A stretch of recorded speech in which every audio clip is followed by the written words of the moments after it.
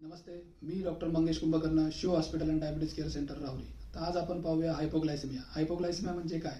तर रक्तातली साखर कमी होणे, त्याला हायपोग्लायसेमिया म्हणतात. तर अशा याच्यामध्ये पेशंटची रक्तातली साखर तपासली पाहिजे. ती 70 मिलीग्रॅम पर DL पेक्षा कमी असेल तर त्याला आपण हायपोग्लायसेमिया म्हणू शकतो. याच्यामध्ये लक्षणं काय असतात? तर पेशंटला खूप प्रमाणात घाम येणे, अस्वस्थ वाटणे, चक्कर वाटणे, घबराट वाटणे किंवा काही प्रसंगी पेशंटला फिट येणे, बेशुद्ध पडणे ही लक्षणं असू शकतात. तर याचे कारण काय आहेत? तर रेग्युलर इंजेक्शन आणि टॅबलेटच्या डोसेसमध्ये जर वाढ केलेली असेल पेशंटनी स्वतःहून किंवा डॉक्टरांनी, तर अशा वेळेस असा त्रास होऊ शकतो. किंवा रेग्युलर इंजेक्शन आणि गोळ्या घेऊन सुद्धा प्रमाणशीर आहार न घेणे किंवा रेग्युलर इंजेक्शन आणि गोळ्या घेऊन खूप जास्त प्रमाणात व्यायाम करणे किंवा मद्यपान म्हणजे अल्कोहोलमुळे सुद्धा रेग्युलर ट्रीटमेंट चालू असताना अल्कोहोल जर घेतला असेल उपाशीपोटी तरी असा त्रास होऊ शकतो.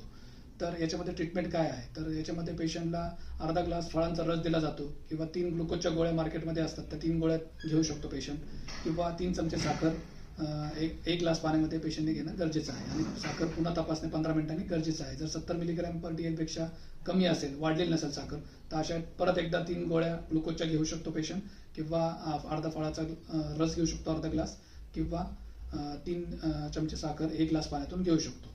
तर याच्यामध्ये पेशंटनी याचा प्रतिबंध कसा करता येईल? तर याच्यामध्ये त्यांचे रेग्युलर तपासण्या करणं गरजेचं आहे, रक्तातली साखर आणि त्याच्याबरोबर आहार आणि जो आहे तो इन्शुलिन आणि गोळ्या याच्याबरोबर प्रमाणशीर आहार घेणं गरजेचं आहे आणि अल्कोहोल टाळणं गरजेचं आहे.